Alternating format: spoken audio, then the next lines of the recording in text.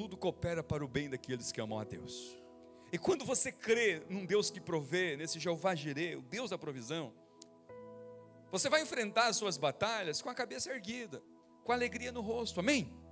Então eu gostaria que hoje você entendesse de uma forma muito especial. Deus me deu essa palavra para compartilhar com vocês. Nós ministramos aqui no primeiro culto de manhã, foi uma bênção. Tenho certeza que você também vai sair abençoado aqui hoje à noite, amém? Mas é importante que você deseja ser abençoado por Deus. Você deseja, sim ou não? A palavra de Deus diz: se quiseres e me ouvires, comerás o melhor dessa terra. Há dois princípios: o primeiro, do querer; o segundo, de você ouvir a voz de Deus. Você quer, sim ou não? Diga amém, eu quero. Então, você precisa desejar ser alguém abençoado por Deus, próspero.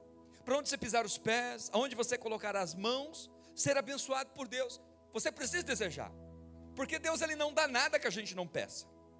Tudo que nós recebemos é porque nós pedimos. Tudo que Deus faz aqui nessa terra, irmãos, é por causa de oração. Se não sou de outro, mas vai por mim.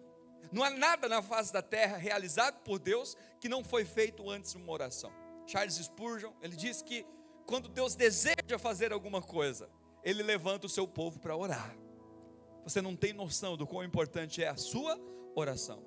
Você pode abençoar a sua família, você pode abençoar a sua cidade, você pode abençoar o seu estado, a sua nação, você pode abençoar o mundo com a sua oração. Então, entenda que Deus, Ele só faz aquilo que nós pedimos. Mateus 7,7 diz que se nós pedirmos, Ele nos dá. Se nós buscarmos, nós vamos encontrar, achar. E se nós batermos na porta, a porta vai ser aberta. A Bíblia diz que todo aquele que invoca o nome do Senhor é salvo. E essa palavra invocar, não sei se você tem dimensão. Uma coisa é você chamar pelo Senhor, chamar por alguém. Outra coisa é você invocar. Essa palavra invocar, ali no grego, ela significa uma intensidade. Sabe quando você coloca todo o teu coração? Sabe quando você deseja algo de forma profunda? Fala, eu não abro mão, isso é tudo que eu quero. Isso é tudo que eu busco, isso é o meu maior anseio. Eu não abro mão disso. Eu grito, eu esperneio, eu choro, eu lamento, eu me sacrifico. Eu estou disposto a tudo para receber isso. Isso é invocar no nome do Senhor, amém? Então, quando nós desejamos algo de todo o nosso coração, nós ansiamos, presta atenção nisso. Deus vai te dar um caminho, Ele vai te dar uma trilha, Ele vai dar um propósito, Ele vai te dar uma luz, Ele vai te guiar para que você chegue nesse objetivo. É muito importante que você tenha essa clareza, que tudo aquilo que você deseja, que você busca, Deus vai colocar diante de você um caminho para você trilhar. Ele não vai colocar tudo nas suas mãos, e você diz, agora eu não tenho nenhum trabalho, eu não tenho o que fazer, eu não tenho nenhuma responsabilidade. Deus, quando Ele tirou o povo lá do Egito, e eles começaram a passar pelo deserto, havia uma promessa: seria uma terra muito frutífera, uma terra que emanaria leite e mel. Quando falo de manar leite e mel, estou falando de uma terra próspera, de uma terra abençoada, de uma terra com muitos recursos, onde problemas financeiros, problemas de escassez, falta de alimentação, não existiria. Mas quando eles chegaram lá, eles assustaram, porque havia uma promessa: vou te levar para uma terra que emana leite e mel. Chegaram lá, tinha uma muralha intransponível, a maior muralha que eles já tinham visto na vida deles. A hora que eles olharam, os soldados tinham gigantes, eles nunca tinham visto aquilo na vida deles. Mas para onde foi que Deus nos enviou? Que promessa é essa de Deus, que Ele me daria uma terra que emana leite e mel? E o texto diz que dos 12 espias que foram olhar a terra, somente Josué e Caleb voltou de lá motivado, encorajado. Todos voltaram com um relatório negativo, mas Josué e Caleb disseram: se o Senhor prometeu, nós vamos conquistar essa terra. Porque dentro daquela terra havia cachos de uvas tão grandes, tão frutíferos, que uma pessoa sozinha não conseguia carregar no cesto. Para você ter dimensão da bênção que era. Mas eles tiveram que lutar, eles tiveram que enfrentar aquela situação. E Deus deu para eles toda a solução, todo o caminho. Deus disse para eles: olha, vocês vão dar 7 voltas em torno de Jericó, e as muralhas vão cair. Quero dizer para você que Deus, Ele sempre vai dar estratégia, vai dar direções para que você saia dessa situação. Paulo disse que Deus não é injusto, e Ele não permite que nenhum de nós venhamos a passar por um sofrimento maior do que possamos suportar. Antes, Ele proporciona um escape. Diga assim: o Senhor Jesus já me proporcionou um escape. Então eu quero dizer para você que tudo que você precisa é saber onde que está esse escape. Porque Deus já providenciou, Ele disse, quando vem uma tribulação, quando vem uma dificuldade, Deus coloca diante de você um escape. E é importante que nós tenhamos olhos espirituais, irmãos, para que a gente veja esse escape e passe por ele. Porque se a gente não tiver esse entendimento, esse discernimento, nós vamos passar pelas tribulações, nós vamos passar pelas crises, e nós não vamos achar a porta de saída. Mas eu quero dizer para você que já tem uma porta preparada, já tem uma solução para você diante de toda essa dificuldade. Deus já preparou uma saída para nós. Eu tenho certeza que hoje Deus vai dar algumas direções aqui para você. Se você deseja ser abençoado, ser próspero, eu quero dizer para você que esse é o desejo de Deus também. Agora, há caminhos, há princípios, há valores para que nós tenhamos essa vida plena e essa vida abençoada. 1 Coríntios capítulo 4, verso 1 e verso 2. A palavra de Deus diz o seguinte, eu quero que você preste atenção no que Paulo diz. Essa palavra é para você, para nós que servimos a Deus. O texto diz assim, portanto, todos devem nos considerar como servos de Cristo e administradores dos mistérios de Deus. E o que se requer desses administradores é que sejam fiéis. Diga assim, fiéis. Em outras palavras, Paulo está dizendo aqui. O verso 1 ele está dizendo, olha, todos nós somos servos de Cristo, encarregados dos mistérios de Deus. Todos nós somos mordomos, todos nós somos administradores. Sabe o que significa? Que nada essencialmente é nosso aqui nessa terra. Nós não temos nada.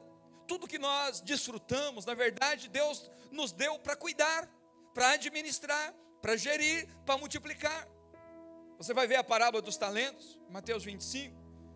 Jesus falando sobre os talentos, que a um foi dado 1 talento, a outro foi dado 2 talentos, e a outro 5 talentos, cada um conforme a sua capacidade.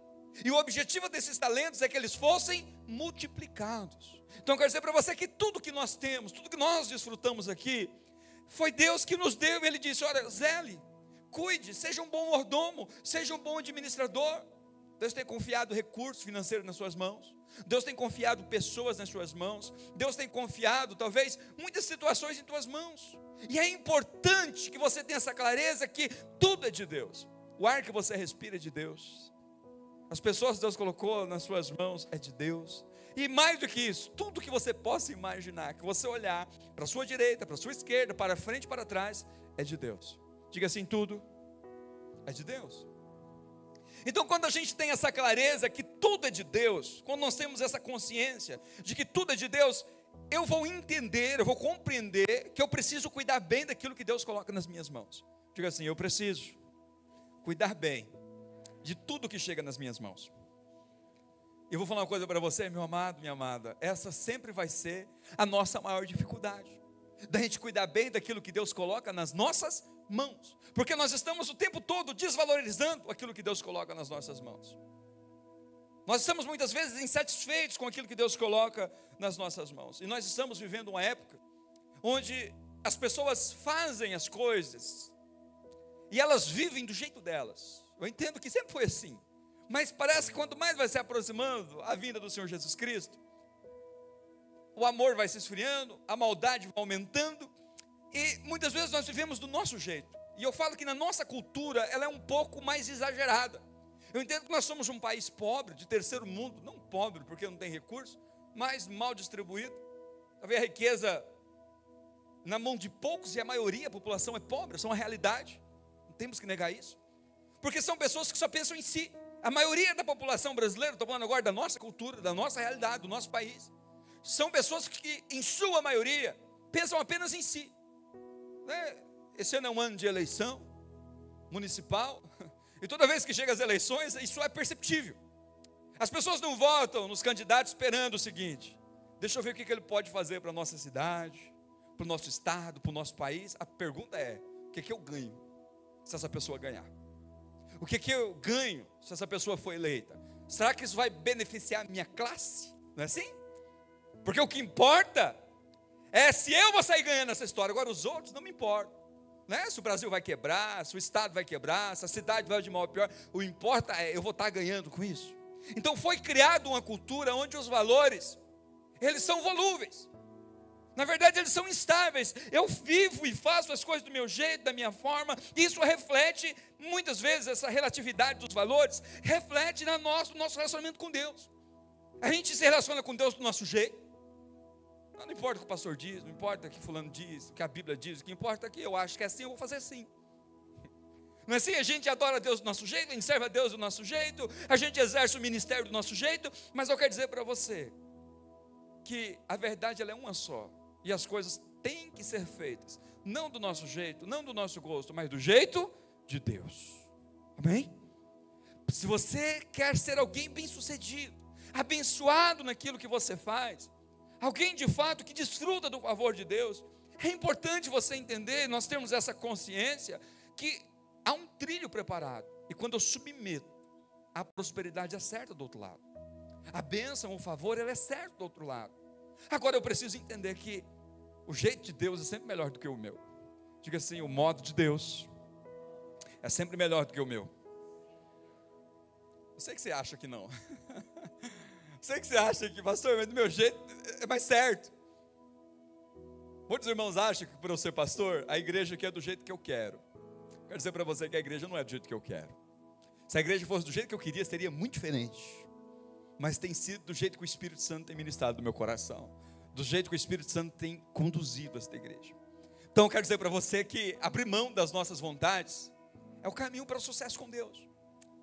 Abrir mão dos nossos desejos é o caminho para que você seja bem sucedido. Então eu quero compartilhar uma palavra com você, falando justamente sobre isso, sobre a importância da honestidade, da gente ser honesto em tudo.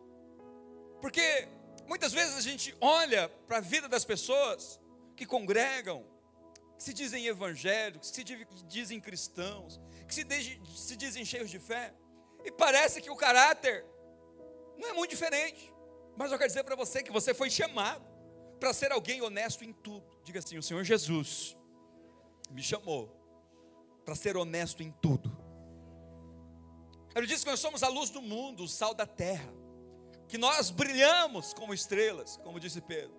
E é importante que a gente tenha essa clareza, que Deus me chamou para ter uma vida diante da minha família, diante da sociedade, diante da igreja, seja onde for, uma vida que eu baseie em uma honestidade em tudo. Porque eu entendo, irmãos, que esses valores são valores exclusivos da igreja. Se a igreja não valorizar a honestidade, se aqueles que são embaixadores aqui da terra não valorizarem a verdade, não valorizarem a transparência, não levarem isso a sério, não entender que esse é o chamado de Deus para você como filho, a igreja perde o seu propósito. Jesus disse, olha, vocês são a luz do mundo e o sal da terra, mas se o sal perder o seu sabor, para que ele serve? A não ser para ser pisado pelos homens. Eu quero dizer para você que o que nos torna distinto, o que nos torna relevante na vida das pessoas aí fora é o nosso caráter, é a nossa honestidade, é a nossa hombridade, é a nossa transparência, é a nossa verdade, é a nossa coerência, é o nosso caráter semelhante ao caráter de Cristo. É assim que a minha vida vai ser abençoada lá no meu casamento, no meu trabalho, é assim que a minha vida vai ser abençoada financeiramente, é assim que eu vou ter saúde, é assim que aonde eu pisar os pés, colocar as mãos, será abençoado. Mas eu quero nesta noite chamar você a essa compreensão e você entender que você precisa ser radical nessa cultura relativa. Você precisa radicalizar quando se trata de honestidade em um país que é chamado o país do jeitinho, não é assim? Para tudo a gente dá um jeitinho. E geralmente quando as pessoas passam pelo encontro, quem que já teve a experiência de passar pelos nossos encontros? Deixa eu ver, levanta as mãos, quem já passou? Muitas pessoas chegam lá e acham assim, não, eu sou uma pessoa boa. Talvez até na segunda ministração. Na segunda ministração em diante ela diz, poxa vida, acho que eu nem sou crente, pastor. Porque ali você cai em si e vê como que há situações, as circunstâncias da nossa vida que precisam ser mudadas. E Eclesiastes capítulo 7, 16, talvez você já se deparou com esse versículo. Talvez alguém falou com você, olha pastor, você não pode ser muito radical nesse negócio, ser honesto assim em tudo. Vai devagar com esse negócio. Porque Eclesiastes 7,16 diz o seguinte: não seja excessivamente justo, nem demasiadamente sábio. Por que destruir? Ou por que quer destruir a você mesmo. Em outras palavras, está dizendo, olha, se você for sábio demais, excessivamente justo, você vai destruir a si mesmo.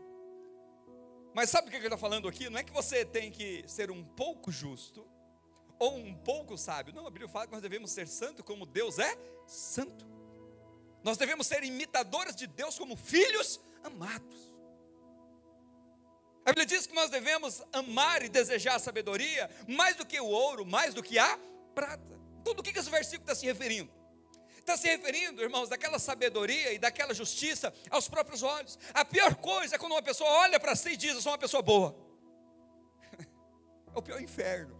Quando você olha para você e fala, não, pastor, eu sou uma pessoa espiritualmente boa. Olha, eu sou uma pessoa sábia, eu sou uma pessoa inteligente. A Bíblia fala que essa sabedoria e essa espiritualidade, essa justiça aos próprios olhos, diante de Deus é um trapo de imundícia. Então esse texto está dizendo o seguinte, você não pode ser demasiadamente justo e sábio aos seus próprios olhos. Porque a Bíblia diz que todos pecaram, Romanos 3:23, e destituídos foram da glória de Deus. Todos pecaram, não há um justo sequer, não há quem busque a Deus. Então não existe ninguém que olha para si e diz, eu sou uma pessoa boa. Você pode ser uma pessoa boa aos seus olhos, mas aos olhos de Deus há muita coisa para ser corrigida. Quando eu olho para mim, eu falo, eu sou uma pessoa boa, eu sou um pastor. Socialmente todo mundo olha e fala, o pastor é impecável, o pastor não tem defeito. Mas quando eu me chego diante de Deus, eu vejo que eu tenho muitas coisas para melhorar. Imagina que esse gasofilácio seja Deus. A Bíblia fala que Deus é santo, Deus é justo, Deus é perfeito, nele não há defeito. Então enquanto mais eu me aproximo dele, mais pecador eu me sinto. Se você aproximar talvez de um dependente químico, de um bêbado e caído na calçada, e você chegar perto dele, você vai sentir melhor do que ele. Eu não estou nesse nível. Eu sou uma pessoa boa, eu nem bebo. Mas quando você chega perto de Deus, santo, puro, sabe qual que é a primeira reação que nós temos?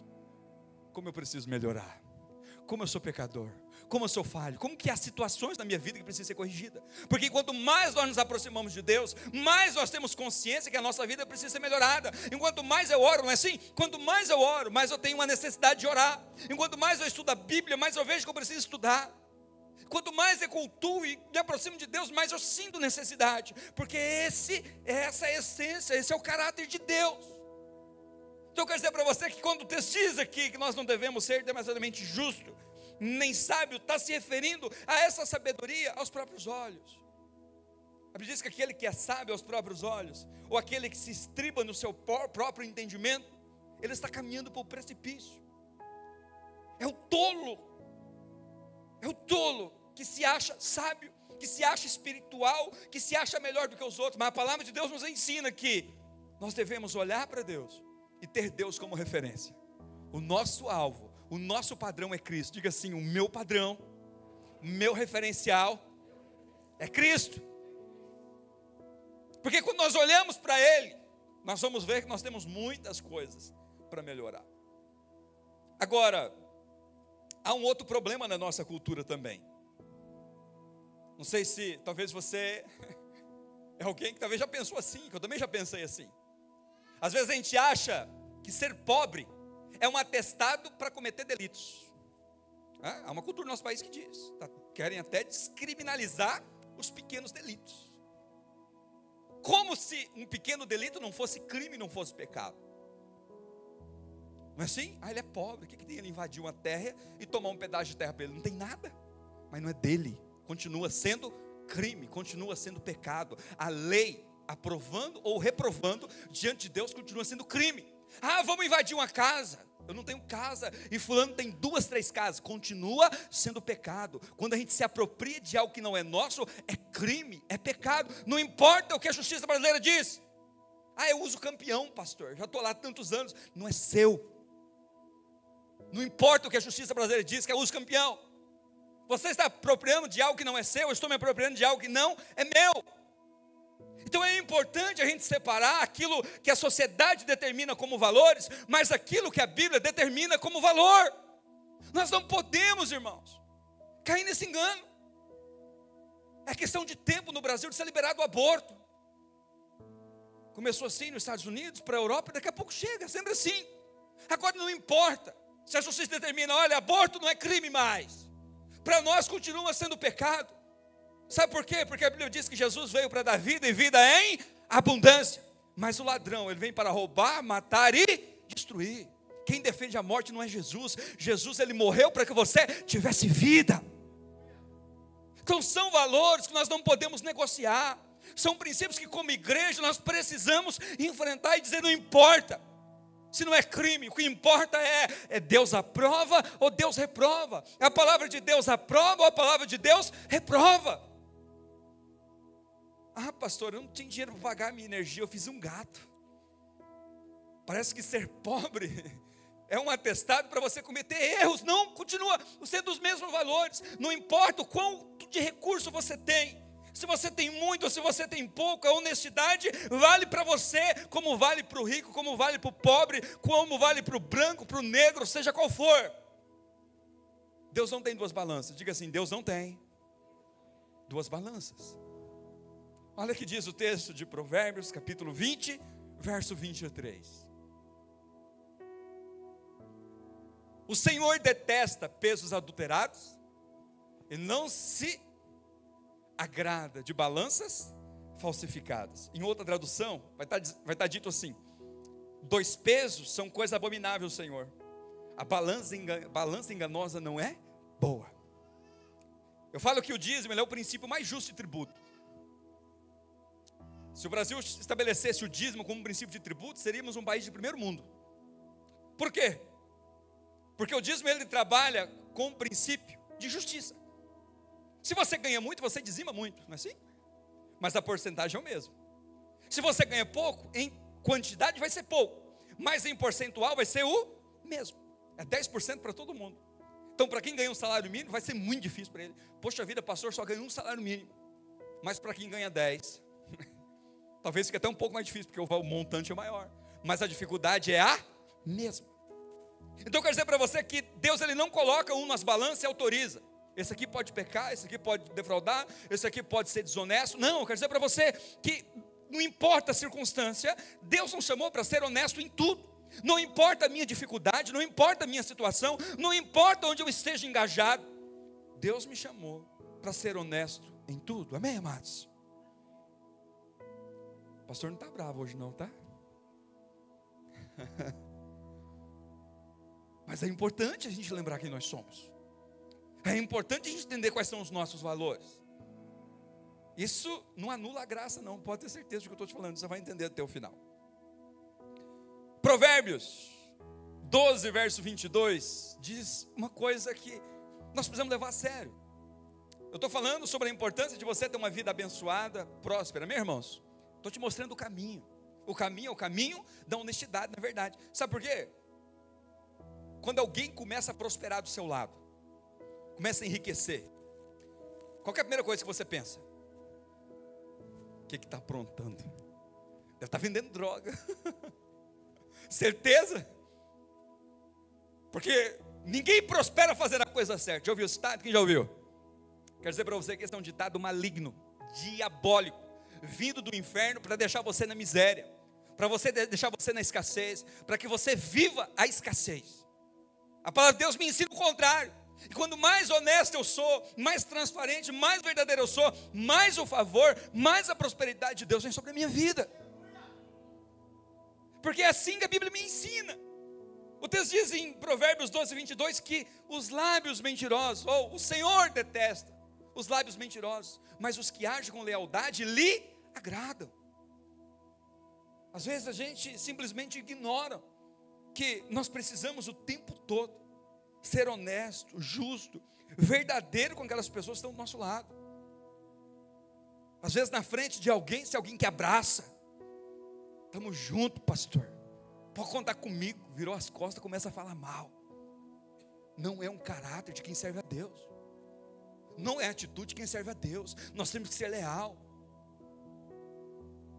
ao esposo, leal à esposa, leal aos filhos, leal aos amigos, aos colegas de trabalho, aos irmãos da igreja, os líderes da igreja. Nós temos que entender que se tem alguém que ama a lealdade, ama a verdade, é o Senhor Jesus. Amém, amados? Diga assim: eu sou verdadeiro nos relacionamentos. Porque isso atrai a bênção de Deus, isso atrai o favor de Deus. O texto diz que Deus abomina os lábios mentirosos. Mas aqueles que agem fielmente, Deus tem prazer neles. E quando Deus tem prazer, Ele derrama favor. Lucas capítulo 19, verso 11. Ele diz claramente, olha. Levítico 19, 11. Levítico, falei errado. 19, 11. O texto diz: não furtem, não mintam, não enganem os outros. Verso 12. Não jurem falsamente pelo meu nome, profanando assim o nome do seu Deus, porque eu sou o Senhor. Então como que nós juramos falsamente e profanamos o nome do Senhor? Quando nós furtamos, mentimos e usamos de falsidade com o próximo. Mas quando nós agimos com verdade, nós não profanamos, nós honramos o nome do Senhor. João capítulo 14, verso 6, Jesus ele traz para si um atributo. Ele diz: eu sou o caminho e eu sou a, diga assim, verdade. Ele diz: eu sou o caminho, eu sou a verdade e a vida. Ninguém vai ao Pai a não ser por mim. Ele diz: eu sou a verdade. Só que quando você olha em contraste, João 8, verso 44, quando ele vai falar de Satanás, Satanás tem um outro atributo. Se Jesus tem a verdade como seu principal atributo, o texto diz o seguinte, ele dizendo para os fariseus e saduceus, que estavam ali o acusando, ele diz: vocês são do diabo, pai de vocês, e querem fazer o que ele deseja. Ele foi homicida desde o princípio, e não se apegou à verdade, pois não há verdade nele. Quando mente, expressa a sua própria natureza, pois é mentiroso e o pai da mentira. Aqueles homens religiosos, espirituais, estavam ali mentindo diante de Jesus. Jesus disse: olha, sabe quem é o seu pai? Não é eu não, não é o meu pai também não. Quando você mente, quando você engana, quando você age de forma desonesta, você tem outro pai. O texto diz que o diabo é mentiroso desde o princípio, é homicida desde o princípio, a verdade não está nele, e ele é o pai da mentira. Muitas vezes a gente ignora que certas atitudes nossas, nós mudamos a paternidade. Mas eu quero dizer para você que a sua natureza é a natureza de filho de Deus. Amém? Agora, talvez a pergunta que você gostaria que fosse respondida, e eu entendo que essa tem que ser a nossa indagação, é: pastor, o que eu faço para ter uma vida honesta e absoluta em tudo? Ou por que eu devo ser honesto em tudo? Você está aqui, claro, entendendo o que a Bíblia fala sobre isso. Mas eu quero dizer para você que nós devemos ser honestos e verdadeiros em tudo, por uma questão de fé, por uma questão de confiança em Deus. Só consegue ser honesto e verdadeiro em tudo quando você confia, você crê que Deus recompensa aquele que anda fiel. Porque se você realmente crê no teu coração que se sacrificar para fazer a coisa certa, talvez perder um negócio para não se corromper, perder um valor em dinheiro para não se corromper, você só vai conseguir enfrentar isso, nós só vamos conseguir enfrentar isso se eu crer que Deus recompensa aquele que faz a coisa certa. Se eu crer que Deus recompensa aquele que de fato se submete à palavra de Deus e crê, não importa que eu perca diante dos homens, Deus vai me recompensar, amém?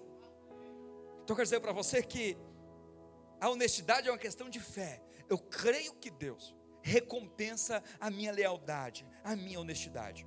Mateus 6,33, Jesus disse que se nós buscássemos, não é isso que ele disse? Busquem, pois, em primeiro lugar o reino de Deus e a sua justiça, os seus valores, e todas essas coisas serão acrescentadas a vocês. Então eu quero dizer para você que você tem que confiar. Por mais que alguém te defraude, por mais que alguém minta para você, por mais que alguém faça o mal para você, por mais que talvez você perca valores, perca o seu trabalho, perca a sua renda, quero dizer para você que Deus não vai te deixar desamparado. Quando você decide fazer a coisa certa, à luz da palavra de Deus, Deus nunca vai deixar você desamparado. Deus não está prometendo facilidade, mas Ele está dizendo que Ele nunca vai deixar você desamparado. Ele vai proporcionar essa saída, Ele vai proporcionar esse caminho. Então, é importante que você tenha esse temor no teu coração e entenda que o Senhor Jesus é aquele que Ele disciplina quem Ele ama, amém, irmãos? Diga assim: o Senhor Jesus disciplina todo aquele que Ele ama. Eu não sei se já teve essa experiência. quando você era criança, quando é criança, a gente comete muitas besteiras, né? Eu falo que se a gente tivesse, não sei se você pensa assim, mas se eu tivesse a maturidade que eu tenho hoje, alguns anos atrás, seria, meu Deus, como que a minha vida seria diferente? Como que eu teria sofrido menos? Eu lembro, quando eu era criança, meu pai me entregou o dinheiro nas minhas mãos e falou, vai lá e entrega para fulano. Quando você vê ele, você entrega. Sabe o que eu fiz desse dinheiro? Vou lá comprar o que eu quero. Comprei tudo, não sei se você lembra. Comprei tudo em tazo. Era um joguinho que tinha. Lembra? Quem lembra? Deixa eu ver quem é da minha época. Ah, você lembra, né? Comprei tudo. Era pouquíssimo, era pouco dinheiro. Aí meu pai perguntou, você entregou? Entreguei. Daqui a pouco, essa pessoa encontra meu pai. E meu pai pergunta, o Zeca te entregou esse dinheiro? Ele, não. Irmãos do céu, foi a melhor vergonha da minha vida. Foi a melhor vergonha da minha vida. Eu quero dizer para você que Deus, muitas vezes, Ele faz desse jeito conosco. Né? Se o filho está aprontando no escuro lá no quarto, o que você faz com o interruptor? Você vai lá aí? O que você está fazendo aí? Às vezes vai ser uma coisa que vai nos envergonhar muito, vai nos deixar muito mal, mas eu quero dizer para você que isso faz parte da disciplina de Deus. Muitas vezes, eu entendo que essa é a punição de Deus quando se trata da correção, quando se trata da disciplina. Deus não vai plantar um câncer em você, você não tem coragem de fazer isso com seu filho, tem? Você não vai plantar, Deus não vai plantar uma enfermidade em você, não vai te matar, não vai te alejar, Deus não faz isso, mas Ele disciplina. Sabe como que Ele disciplina? Acendendo o interruptor. Às vezes Ele te dá tanta chance, nos dá tanta chance da gente corrigir, e daqui a pouco a gente passa por uma situação embaraçosa, vergonhosa, e não precisava disso. Mas eu quero dizer para você que Deus, Ele, em sua misericórdia, Ele sempre nos dá a possibilidade da gente se levantar, se recomeçar, entender o seguinte, foi um aprendizado para mim. Hebreus capítulo 12, verso 6, o texto diz que o Senhor Jesus, Ele disciplina quem Ele ama e Ele açoita todo aquele que aceita como filho. Então eu quero dizer para você que se você é amado de Deus, Deus vai disciplinar você. Se você é alguém amado pelo Senhor, Ele vai disciplinar você. Se você não tem sido disciplinado, se você não tem sido corrigido, fica um pé atrás, tem coisa errada. Porque quem ama, corrige. Quem ama, disciplina. Não é assim? Se você vê seu filho tomando uma decisão errada, tomando atitude errada, e você o ama, você fala, opa, por esse caminho não quero que você vá por esse caminho. Você vai corrigi-lo, você vai discipliná-lo, se for preciso, né? Dar umas varadinhas, aquela correção, aquela chinelada, você vai dar, porque você quer o bem. Então eu quero dizer para você que o Espírito Santo, ele faz da mesma forma conosco. E quando se trata de questão financeira, quando nós nos tornamos desonestos no financeiro, sabe o que vai acontecer? Você faz assim com o seu filho, presta atenção, você faz assim com o seu filho. Quem tem filho entende, talvez você já foi filho, seu pai faz isso com você. Você está sendo desobediente, você não está fazendo as tarefas de casa, não sei, de alguma forma você não está submetendo ao que seu pai e sua mãe estão te dizendo para você. Sabe o que seu pai e sua mãe fazem com você? Ou você faz com seus filhos? Vou dar um exemplo de pai. Você gosta muito de jogar no celular. Aí sabe o que a sua mãe vai dizer para você? Ah, você gosta disso, não gosta? Gosta de jogar futebol. O que mais que você gosta? Sair com os amigos. 15 dias trancado dentro de casa agora. É tirado aquilo que a pessoa mais gosta, é ou não é? Não é assim que você faz com seu filho? Não foi assim que seus pais fizeram com você? Quando ele quer te disciplinar, ele quer punir, o que ele tira de você? O que você mais gosta. Ele tira de você o que você mais deseja. Ele te priva daquilo que você mais deseja. Quando nós, presta atenção nisso, quando nós agimos de forma desonesta financeiramente, sabe o que Deus vai tirar? Ah, você ama muito dinheiro, né? Vem cá, vamos ter uma conversinha. Vem cá. Ele vai te privar até você entender, até eu entender que o dinheiro não é a coisa mais importante do mundo, que eu preciso colocar a minha vida em ordem. Então eu quero dizer para você que assim é a disciplina de Deus. Ele não vai plantar nenhuma maldição na sua vida, mas Ele vai te privar daquilo que você mais gosta. Você entender: pai, eu preciso colocar isso em ordem na minha vida. A hora que você colocar em ordem, o favor de Deus vem em sua vida. A bênção de Deus vem, é restituído e Ele te dá muito mais. Chega no final do ano, você ganha uma bicicleta de presente. Não é assim que você faz com seu filho? É só uma alegoria, você vai ganhar muito mais. Muito mais, vai muito além. Deus vai te prosperar, vai te abençoar. Mas antes de Deus prosperar, Deus abençoar, Ele nos corrige. Não é assim? Se o teu filho deseja muito algo, o que você faz com ele durante o ano? Se tirar boas notas, não é assim? Se comportar no final do ano, e se ele corresponde, o que você faz? Você dá até mais, não é assim? Você faz até mais do que você prometeu, porque ele correspondeu. Quero dizer para você, Deus está nessa noite desejoso em te abençoar. Mas eu estou falando com todo o amor do mundo, pastoral para você nessa noite. Ele só vai derramar essas portas abertas, Ele vai abrir essas portas, vai derramar bênçãos sem medidas, quando nós colocarmos a nossa vida em ordem. Diga assim: eu vou colocar a minha vida em ordem. Porque Deus não vai abençoar se você não colocar em ordem. Faz parte da disciplina de Deus. Você é filho, você é amado. E quem é filho, quem é amado, deu disciplina para abençoá-lo ainda mais. Não é para amaldiçoá-lo, não é para simplesmente puni-lo, não é porque ele simplesmente é carrasco, porque ele quer colocar coisas mais valiosas nas suas mãos. Se Deus colocar algo nas suas mãos e você não valoriza, Ele vai pensar duas vezes antes de colocar algo nas suas mãos. Não é assim? A Elisa, uma vez eu comprei um brinquedo para ela, durou 48 horas. Ela jogou o brinquedo no chão e blá, quebrou. E era um brinquedo que ela adorava. E começou a chorar. Chegou em casa, sentei ela no sofá, 2 aninhos. Não interessa a idade não, converso com ela como fosse adulto. Falei: senta aqui. Falei: você gostava muito daquele brinquedo e você quebrou. Então o papai não compra mais daquele brinquedo para você. E o próximo pai comprar, se você quebrar, eu não compro mais também. Aí eu fui lá, comprei um tecladinho para ela que faz barulhinho. Sentei com ela e falei: está aqui. Você vai cuidar desse brinquedo como você cuida da sua vida. Se cair e quebrar, papai não vai comprar mais nenhum brinquedo para você. Já tem uns 6 meses o brinquedinho lá, não tem um arranhão. Aí eu comecei a comprar mais, eu me empolguei, falei: não está quebrando, eu vou comprar mais. Todo mês eu compro um presente para ela, um brinquedo para ela. Mas por quê? Porque ela não está destruindo. Se estivesse quebrando, não comprava mais, vou jogar meu dinheiro fora, eu não sou besta. Então eu quero dizer para você que Deus também é assim. Se Ele coloca algo nas nossas mãos e a gente não valoriza, Ele cessa. Mas aquilo que você valoriza, aquilo que você honra, Deus dá muito mais, porque Deus quer que você cuide bem, administre bem daquilo que Ele colocou nas suas mãos. Oh, decalamanás. Deus quer te abençoar tanto. Deus quer te prosperar tanto, você não tem noção, meu amado, minha amada. Mas é importante você entender que você precisa cuidar, valorizar aquilo que Deus tem colocado em suas mãos, proteger, amar, zelar, e você vai ver o favor de Deus sobre a sua vida. Você vai ver como que as portas vão se abrir. Então entenda que você precisa confiar em Deus, que Ele sempre tem o melhor para você, amém? Todas as coisas cooperam para o bem. Agora Romanos capítulo 13, verso 9 e verso 10, fala que a honestidade tem a ver com o nosso amor que nós temos com o próximo.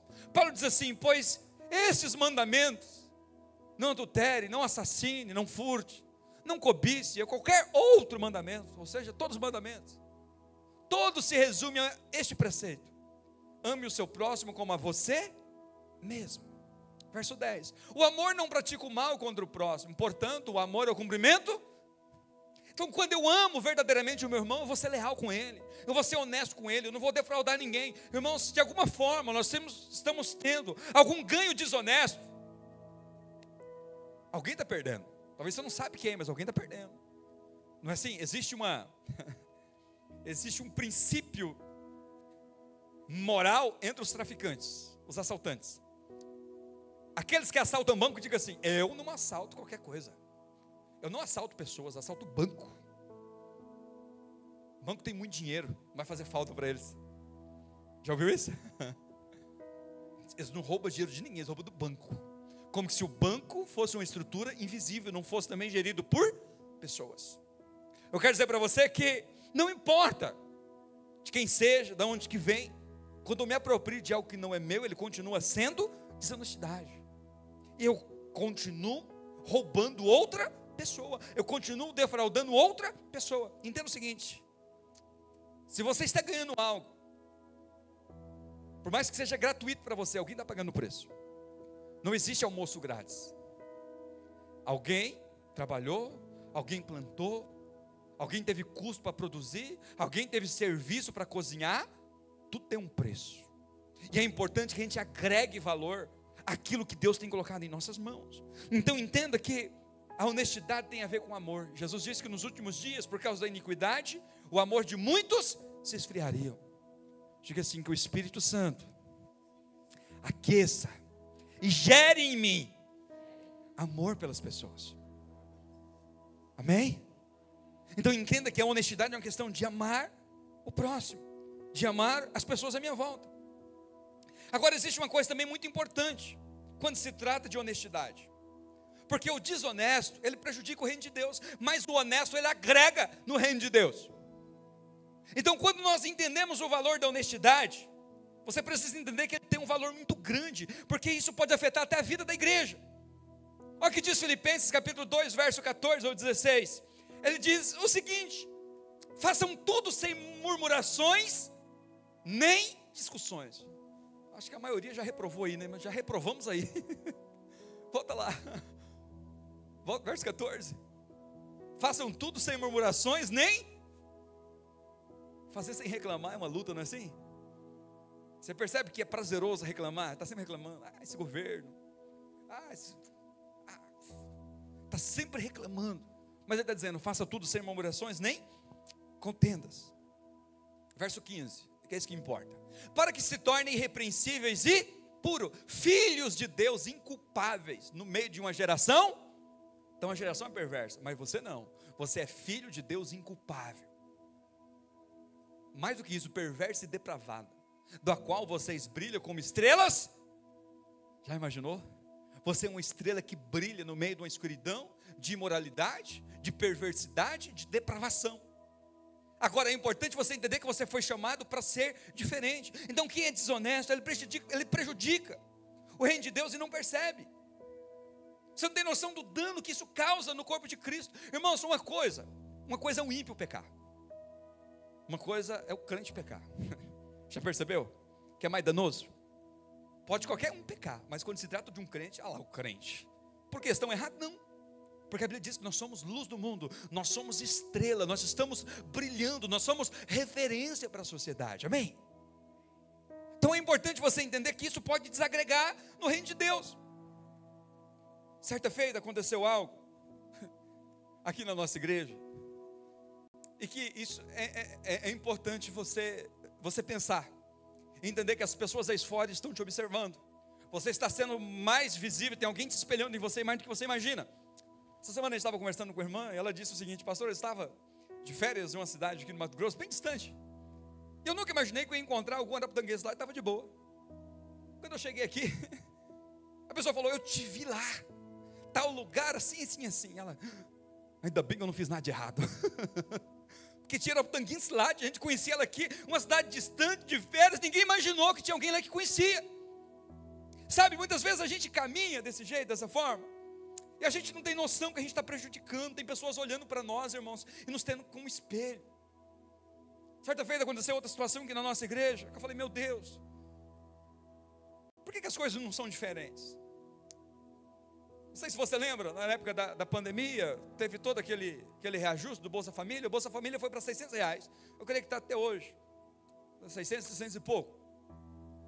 E naquele tempo muitas pessoas puderam acessar o Bolsa Família e assim por diante. Mas só vou te relatar uma situação para você entender como que é importante você cuidar da sua honestidade, você cuidar do teu nome aí fora, porque às vezes você acha que as pessoas não te conhecem, elas te conhecem, né? Uma pessoa da igreja estava recebendo o Bolsa Família, mas ela casou, e foram lá e cortaram o Bolsa Família dela. Ela foi lá verificar, porque cortaram meu Bolsa Família. Aí perguntaram assim: mas você não é casado? Você não é casada? Você não tem uma família? Essa pessoa disse: não tenho. Mas no domingo anterior, ou no dias anterior, essa pessoa estava aqui na igreja, estava vendo ela servir aqui na vida da igreja, sentado com a família. Aí você imagina, essa pessoa que estava frequentando a igreja, Depois dessa situação, passou a não frequentar mais. Isso aconteceu com o líder da igreja. O que faltou para essa pessoa? Essa honestidade, chega lá, não, verdadeiramente, sou casado. Verdadeiramente tenho uma família, não preciso desse dinheiro. Eu não me insiro nessa situação. Uma pessoa deixou de ser ganha. Uma pessoa deixou de ser alcançada. Talvez ali muitas pessoas naquele ambiente do CRAS poderia ter sido alcançado. Se aquela atitude fosse uma atitude de honestidade. Então eu quero dizer para você que as nossas atitudes, elas valem mais do que palavras. São Francisco de Assis diz o seguinte: olha, pregue o tempo todo. Se necessário for, use palavras. Diga assim: eu devo pregar o tempo todo.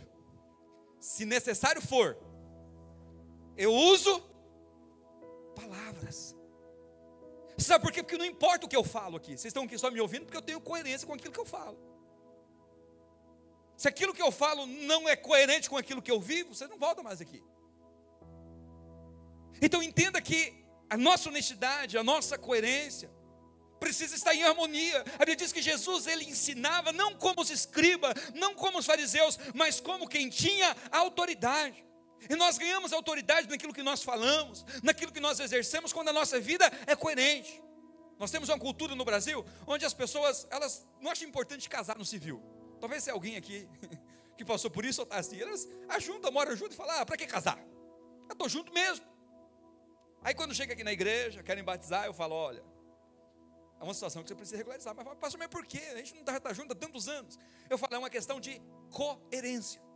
Se você chega num banco e pergunta para você: você é casado ou você é solteiro? O que você vai responder? Você vai falar que você é solteiro. Mas não é verdadeiro, está incoerente, porque na prática você está levando uma vida de casado. Ou se você fala: eu sou casado, eles vão pedir para você: então traga certidão de casamento. Porque nem o seu registro vale mais, agora a sua certidão de casamento. Aí você fala: eu não tenho. Eu quero dizer para você que Jesus disse o seguinte: que o nosso proceder deve ser sim, sim, e não, não. O que passar disso é procedência do maligno. Não existe meio grávida. Ou você está ou você não está. Não existe amasiado. Ou você é casado ou você é solteiro. Não tem um estágio intermediário. Ou você é ou você é. Então quando nós falamos de ser verdadeiro, de ser honesto, eu estou falando da nossa vida ter essa coerência. Porque isso atrai a bênção de Deus. Estão entendendo, irmãos? Amém? Eu estou falando para você que princípios, para que você seja abençoado. Eu não quero que você se sinta condenado, acusado. Não, não, não. Eu quero que você olhe para isso e entenda: a tua vida precisa ser colocada em ordem, porque se não for colocada em ordem, não tem como o Senhor Jesus derramar favor. E Ele está desejoso em te abençoar. Ele quer te abençoar, mas para isso é importante que você entenda que o reino de Deus conta com você. Você é luz. Você não pode ser alguém que espere as pessoas. Você tem que ser alguém que atrai as pessoas como a luz atrai. Você precisa atrair. Não é assim? Onde tem uma luz, ela é um ponto de referência. A luz, ela é um ponto de referência. Então você é um ponto de referência. As pessoas precisam olhar para você e dizer o seguinte: eu quero ficar nessa igreja porque essa pessoa é honesta. Eu quero ficar nessa igreja porque ela é coerente. Aquilo que ela ensina, aquilo que ela fala, aquilo que ela vive, de fato corresponde com o caráter do Senhor Jesus. Amém? Está muito fraco esse amém. Diga amém. Amém. Aleluia. É para você prosperar que Deus está falando isso. Amém, irmãos? Fica acanhado não. Deus está querendo te prosperar, te abençoar. Não é para te condenar, não é para te acusar. 1 João, capítulo 1, verso 5 e verso 6. João diz o seguinte, sobre a importância da gente andar na luz e não fazer nada escondido. Irmãos, tudo aquilo que a gente precisa fazer escondido é uma das coisas, muitos irmãos não entendem isso. Por que eu sempre combato e oriento quem participa de maçonaria, ou seja, de qualquer órgão escuso, é incompatível com a vida cristã. Porque você pergunta para eles o que faz lá, eles não podem falar. Se é uma coisa boa, por que não compartilhar? Tem uma coisa errada. A Bíblia fala o quê? Esta é a mensagem que dele ouvimos, que transmitimos a vocês. Deus é luz, nele não há treva alguma. O que diz o verso 6? Se afirmamos que temos comunhão com ele, mas andamos nas trevas, mentimos e não praticamos a verdade. Sabe, o problema da desonestidade é que ela nos coloca nesse terreno movediço do segredo, do oculto. Então tudo que tem segredo, tudo que é oculto, não faz muito sentido. Porque Deus é luz. Há uma palavra que diz o seguinte, e eu concordo com isso, que quando a gente for pecar, que a gente faz isso quando a gente vai pecar, não é assim? Olha para frente, para trás, para os lados. Diz que essa não deve ser a nossa atitude quando a gente deseja pecar. Sabe para onde tem que olhar quando a gente for pecar? Faz assim com o pescocinho assim, ó. Tem alguém que tudo vê. Talvez não tenha ninguém vendo, nunca ninguém vai ficar sabendo, mas Deus está vendo. A Bíblia diz que Deus é quem recompensa. O texto diz que de Deus não se zomba, Gálatas 6:7. Aquilo que o homem plantar, certamente colherá. Então é importante que a gente tenha essa clareza, que nós temos que andar na luz. Irmãos, não há nada melhor do que você chegar na sua casa, deitar no seu travesseiro e dizer: eu não devo nada para ninguém, a minha vida é limpa, a minha vida é transparente, eu não tenho nada escondido, eu não preciso esconder nada da minha esposa, dos meus filhos, do meu marido, do meu patrão, dos meus empregados, do meu pastor. A minha vida é transparente. Eu quero dizer para você que isso é libertador. Não há nada mais libertador do que você ter uma vida transparente. Você errar, você falar: pastor, eu pequei, eu errei, mas eu quero corrigir. Ele diz que aquele que arrepende e deixa, recebe misericórdia. Eu quero dizer para você que você já está perdoado. Cristo na cruz rasgou todo o escrito de dívida. Não precisa de você ficar carregando com você pecados ocultos. Não precisa de você ficar se escondendo. Já está tudo perdoado. Vem para a luz, deixa o Espírito Santo te purificar, deixa o Espírito Santo te limpar e fazer de você uma nova pessoa abençoada. As pessoas vão olhar para você e vão ter você como referência. Diga assim: eu fui chamado para andar nas luzes, não nas trevas. Você não precisa fazer nada escondido. Deus é luz, e tudo que você precisa é viver na luz. Agora, concluindo a nossa mensagem, Lucas 16, verso 10 diz que quem é fiel no pouco, também é fiel no muito. E quem é injusto no pouco, também é injusto. Tudo começa pequeno. Um alcoólatra começou bebendo um copo, um amigo ofereceu: só um copinho de cerveja, um copinho de uísque. Não, só uma dosinha, só um cigarro, só um trago. Assim? Tudo começa pequeno. Um grande coral capaz de destruir o navio começou com uma conchinha lá. Começou apenas com um câncer. É uma célula se multiplicando, uma célula, uma minúscula célula que teus olhos não enxergam, começou a se multiplicar. Vai multiplicando, de um em um, vai multiplicando, uma célula, duas células, até milhões de células, tornou um câncer, e isso te matou, rouba a vida. Então eu quero dizer para você que tudo que é destruidor, tudo que é grandioso começou pequeno, tanto as coisas boas quanto as coisas ruins. Então eu quero te desafiar nessa noite, a ser alguém que valoriza as pequenas coisas. Não, pastor, foi uma mentirinha qualquer. Não, olha, foi um pequeno valor que eu subtraí. Não, só omiti uma situaçãozinha, não menti, eu omiti. Quero dizer para você que você sempre ganha, quando você é verdadeiro, quando você é fiel, quando você é alguém que entende que o Senhor Jesus é quem recompensa você, não as pessoas. Você quer ser honesto em tudo, sim ou não? Então diga assim: eu preciso temer o Senhor e não as pessoas. Nós nos tornamos honestos em tudo quando nós olhamos para Deus e entendemos: é dele que vem a recompensa, não das pessoas. É dele que vem tudo que eu busco, não das pessoas. Então você não tem que temer pessoas, o teu marido, a tua esposa, os teus filhos. Você tem que temer a Deus, e o temor do Senhor é o princípio da sabedoria. Provérbio 16, verso 6 diz que com amor e fidelidade se faz expiação pelo pecado, e com o temor do Senhor o homem evita o mal. Diga assim: o temor do Senhor faz com que eu evite o mal. É somente o temor do Senhor que vai fazer com que eu se desvie do mal. É importante você entender isso. Malaquias 3,10 diz que acontecia algo interessante lá na época de Malaquias profetizou em Israel. Vou deixar projetado em Malaquias 3,10. Só quero pegar esse versículo. O texto diz o seguinte, ele afirma o seguinte, Malaquias 3,10, onde o texto diz: tragam todo o dízimo, ou o dízimo todo ao depósito do templo. Sabe o que estava acontecendo naquela época? Não é que as pessoas não estavam dizimando, elas estavam. Mas ponhamos, se o dízimo, como ela é 10%, daria pelo menos aí R$1.000. Eles estavam entregando lá 300, 400, 500, 700. Eu estou devolvendo meu dízimo, mas não estava devolvendo de forma integral. Malaquias se levanta e diz: olha, vocês estão roubando a Deus, devolvam todo o dízimo, não de forma parcial. Malaquias se levantou, corrigiu aquilo na vida da igreja.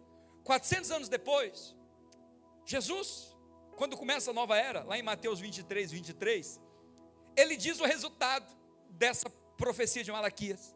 Quando Malaquias se levantou e disse: coloquem a vida de vocês em ordem, corrijam isso. Lá em Mateus 23, verso 23, pode projetar, deixar projetado. O texto diz que eles se tornaram tão legalistas, que eles estavam dando o dízimo de tudo, do endro, do cominho, da hortelã, das pequenas coisas, das coisas mais baratas. Vendiam agulhas e tiravam dízimo. Só que eles estavam negligenciando as coisas mais importantes: a justiça, a misericórdia e a fidelidade. Jesus disse: vocês devem praticar essas coisas, sem negligenciar aquelas. Sabe o que Jesus está ensinando aqui? Nós devemos valorizar tanto as grandes coisas, como as pequenas coisas. Diga assim: eu preciso valorizar as grandes coisas, mas também as pequenas coisas. Porque tudo começa pequeno, irmãos. Então, se a gente valoriza só as grandes e não as pequenas, eu estou desvalorizando futuramente algo que vai vir grande nas minhas mãos. Se eu desvalorizo o grande, valorizo só os pequenos, eu também estou desvalorizando aquilo que Deus pode e virá a colocar nas minhas mãos. Então, por isso que nós precisamos valorizar todas as coisas, seja ela grande, seja ela pequena. Então, cuide das coisas dos outros como se fosse sua, porque tudo que você tem não é seu, é do Senhor. Rejeite o hábito de dizer pequenas mentiras. Isso vai te levar, talvez, a ser um grande mentiroso e você nem percebe. Busque os interesses dos outros, como você busca o seu interesse. Se você quer ser alguém honesto em tudo, entenda esse valor. E eu quero falar uma verdade para você: é o culto da provisão. E eu falo isso com muito amor, para que você seja abençoado e você seja próspero. Não tem como você ser abençoado, próspero financeiramente, se você não entender o valor do dízimo e das ofertas. Sabe por quê? Porque o dízimo é um sinal de que você obedece a Deus e não a homens. Quando você deposita o seu dízimo aqui, quando você faz aí o Pix pelo QR Code, ninguém está vendo, só Deus sabe disso, do valor, se é verdadeiro ou não é, se a quantidade está correta. Sabe por que Deus instituiu o dízimo? Não é só porque a igreja precisa, não é só porque Ele tem que manter a igreja aqui. Isso é verdade, a igreja precisa do dinheiro para manter.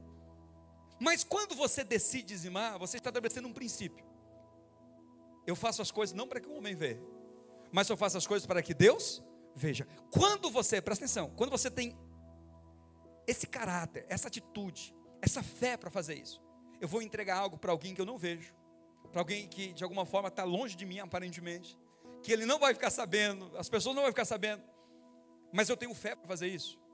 Você vai ter fé para ser honesto, para ser verdadeiro e injusto em todas as outras coisas. O dízimo é uma chance que Deus está te dando para você temê-lo e amá-lo e honrá-lo antes das pessoas, para que você crie fé o suficiente para dizer o seguinte: Deus é o meu recompensador, Deus é o meu galardoador. Aí eu te falo: então Deus, pastor, se eu devolver o dízimo, minha vida está abençoada e próspera. Não, diga assim: é Deus quem me prospera, mas sou eu que também me prospero. Quando você se qualifica, quando você se prepara, quando você estuda, quando você procura ser o melhor naquilo que você faz, quero dizer para você que você está se prosperando.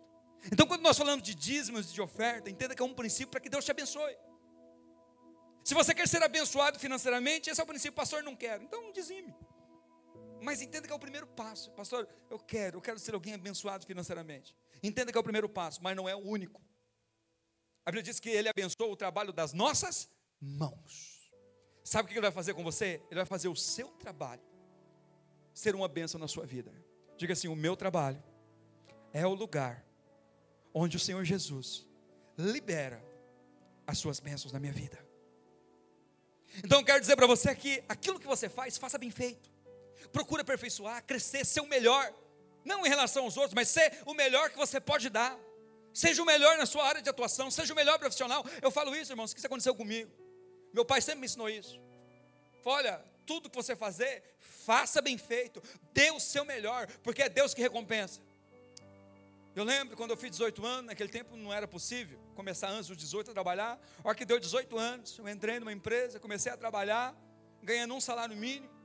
como a maioria das pessoas começa o trabalho, é desse jeito mesmo, talvez até um pouco menos, e a empresa passando por uma dificuldade terrível, e eu entrei nesse ambiente. Fala, Vinícius, você tem 3 meses de experiência. Eu cheguei e falei, Senhor, eu não dou conta de viver com um salário mínimo, eu preciso de mais recursos, eu preciso ganhar mais. Com 2 meses, eu entrei em contato, conversei com a minha encarregada, e ela falou assim, ela riu da minha cara. Falou, você chegou agora, já quer aumento. Você nem cumpriu a sua experiência, irmãos, ela riu da minha cara. Mas eu falei, Deus vai me colocar aqui nessa empresa num lugar melhor. E comecei. O meu serviço na minha área é o que se destacava. Surgiu uma vaga na empresa, que ganhava praticamente o dobro. Sabe quem foi escolhido? O José Idalício, eu mesmo. Fui chamado. Antes de terminar a minha experiência, eu fui promovido. Porque eu tomei uma atitude. Todo mundo fazia mal feito. Mas o meu serviço eu fazia até o que não era preciso ser feito. As pessoas olhavam assim, mas você não precisa fazer isso, é serviço de outra pessoa. Eu falei, não tem problema. Eu vou fazer, eu vou dar o meu melhor aqui, eu posso fazer isso aqui. Deus me recompensou com aquilo. Eu quero dizer para você que Deus ele vai abençoar o trabalho das suas mãos. Aonde você colocar as mãos, aonde você pisar os pés, será abençoado por Deus. Você vai prosperar, porque Deus ele prospera e abençoa o trabalho das suas mãos. Dê o seu melhor, faça o seu melhor. Você não está fazendo simplesmente para pessoas. Antes de você fazer para pessoas, você está fazendo para Deus. Você abençoa as pessoas. E quando você abençoa as pessoas, você está honrando o nome de Deus. Porque as pessoas são criadas à imagem e semelhança de Deus. Então quero dizer para você que o seu trabalho é o lugar onde Deus vai te prosperar. É as suas mãos. Estenda as tuas mãos assim. Olha para as suas mãos. A palavra de Deus diz que Ele vai abençoar o trabalho das suas mãos. Não vai cair dinheiro do céu, não vai aparecer dinheiro milagrosamente na sua conta, isso é fantasia. Você não vai acertar na Mega Sena, por mais que é possível. Mas eu quero dizer para você que não é assim que Deus trabalha. Sabe como que Deus trabalha? Olha para as suas mãos, olha para as suas mãos. Deus tem as mãos, Ele diz, eu vou abençoar o trabalho das suas mãos. Aonde você pisar os pés, aonde você colocar essas mãos, será abençoado e será próspero. Se coloque de pé. Eu quero orar com você nessa noite. E Deus vai abençoar o trabalho das suas mãos. Você vai experimentar portas abertas. Mas você vai fazer um compromisso, não comigo hoje, mas com o Senhor Jesus. Você vai colocar a sua vida em ordem. Talvez você tenha sido fiel nas grandes coisas, mas não tenha sido nas pequenas. Talvez você tenha sido fiel nas pequenas coisas e não tenha sido nas grandes. Eu quero te chamar nessa noite para fazer com que a tua vida seja uma vida coerente, porque Deus nessa noite está desejoso em prover. Ele só está esperando a sua decisão, Ele só está esperando a sua atitude, dizer, não, eu vou fazer dessa forma, eu vou, Ele está esperando você tomar essa decisão, Ele está esperando você dar esse passo de honestidade, de entrega, de renúncia, de compromisso com Ele, e as portas dos céus serão abertas sobre a sua vida. Fecha os teus olhos, eu quero orar com você nessa noite. Pai querido, no nome de Jesus, que eu oro por cada vida que está aqui. Eu sei que o Senhor nos chamou para ser a luz do mundo, o sal da terra. O Senhor nos chamou, Pai, para ser alguém abundante e próspero. E eu quero que no nome de Jesus, cada um de nós, Pai, cada pessoa que faz parte dessa família, dessa igreja, Pai, os irmãos que têm aqui frequentado, visitados, aqueles que nos assistem online, em nome de Jesus, que eles possam entender nessa noite que o Senhor sempre tem prazer em abençoar. Não é um peso para o Senhor abençoar, muito pelo contrário, o Senhor tem alegria, o Senhor tem prazer em derramar bênçãos e nos conceder favores. E eu quero que nessa noite o Teu Espírito Santo traga essa clareza e essa certeza. Pai, eu sei que está faltando posições nossas, está faltando uma entrega nossa, para que o Senhor nos abençoe. Eu oro por aquele, Senhor, que de alguma forma tem se chateado com o Senhor, tem dito, Senhor, eu não vejo o Senhor abrir as portas, mas eu quero que o Teu Espírito Santo nessa noite revele aos Teus filhos aquilo que precisa ser colocado em ordem, aquilo que precisa ser corrigido, aquilo que precisa ser ajustado, para que os céus se abram sobre nós, para que a bênção chegue até Ele, para que a bênção chegue até a casa dele. Agora eu quero que você abra a tua boca e comece a falar com o Senhor. Peça para o Senhor. Talvez você tenha lutado contra algo e você não tem conseguido, você sempre tem caído nos mesmos erros. Talvez todo mês você fala, não, esse mês eu vou ser um dizimista fiel, mas você nunca consegue, você nunca começa. Talvez você fala, agora eu não vou mentir mais, daqui a pouco você abriu a tua boca e está mentindo. Talvez você diz, eu não vou falar mais mal de ninguém. A hora que você percebe, você está falando mal. Eu quero que você abra a tua boca e diga para o Senhor Jesus, Jesus, me corrija, me conserte. Eu quero ser uma pessoa honesta em tudo, eu quero ser transparente, eu quero ser verdadeiro, eu não quero esconder mais nada, porque eu quero ser alguém abençoado pelo Senhor, eu quero ser alguém próspero, eu quero que as pessoas olhem para mim e vejam Deus na minha vida. Eu quero que as pessoas olhem para mim e me vejam como homem de Deus, como uma mulher de Deus, como homem de oração, como uma mulher de oração, cheio do Espírito Santo. Eu quero que as pessoas olhem para mim e vejam que eu sou próspero, porque o Senhor é comigo. Oh, decalamanás, oh, chulisalamanás, Espírito Santo, revela o nosso espírito nessa noite, aquilo que precisa ser colocado em ordem, aquilo que precisa ser ajustado. Pai, eu oro para que no nome de Jesus não seja simplesmente mais um desejo, mas seja, Pai, em nome de Jesus, uma nova vida a partir de agora. Haverá uma correção nesse caráter, haverá uma correção de rumo e de direção nessa noite. E eu quero convidar você nessa noite, se tem algo que você tem lutado e você não tem conseguido colocar em ordem na sua vida, e você gostaria de entregar toda a sua vida para o Senhor Jesus e dizer, Senhor Jesus, mude essa situação. Talvez você fez coisas que você se envergonha, talvez você fez situações que você fala, pastor, que as pessoas vão pensar de mim. Eu quero dizer para você que aquele que arrepende e deixa já recebeu misericórdia. Mas se tem algo que você tem enfrentado e você não tem conseguido romper, quero que você saia do seu lugar, vem aqui à frente, eu quero orar com você. Se tem algo que você precisa colocar em ordem na sua vida, você vai sair do seu lugar e vir aqui e falar, pastor, eu quero, mas eu não consigo. Ou talvez você precisa de uma provisão e você fala, pastor, eu já perdi as minhas forças, não tenho o que fazer.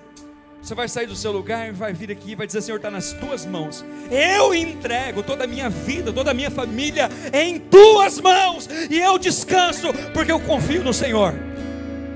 Pode sair do seu lugar, vem aqui à frente. Se é uma enfermidade que você precisa de cura, você vai sair do seu lugar, vem aqui à frente. Ele é aquele que faz novas todas as coisas. Se você está tomando uma posição nessa noite, está dizendo o seguinte, eu quero uma vida diferente, eu não quero mais ser desse jeito, eu quero uma nova vida, eu quero ser honesto em tudo, eu quero ser verdadeiro em tudo, eu quero que as pessoas olhem para mim e me vejam como um homem de Deus, como uma mulher de Deus. Sai do seu lugar, vem aqui à frente, eu quero orar por você. Pode sair do teu lugar e vem.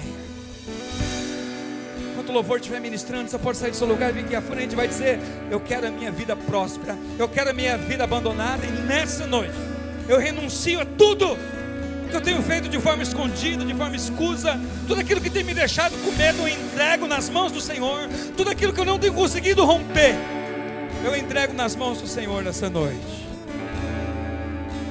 Eu quero que você saia do teu lugar e faça essa oração de entrega ao Senhor Jesus nessa noite.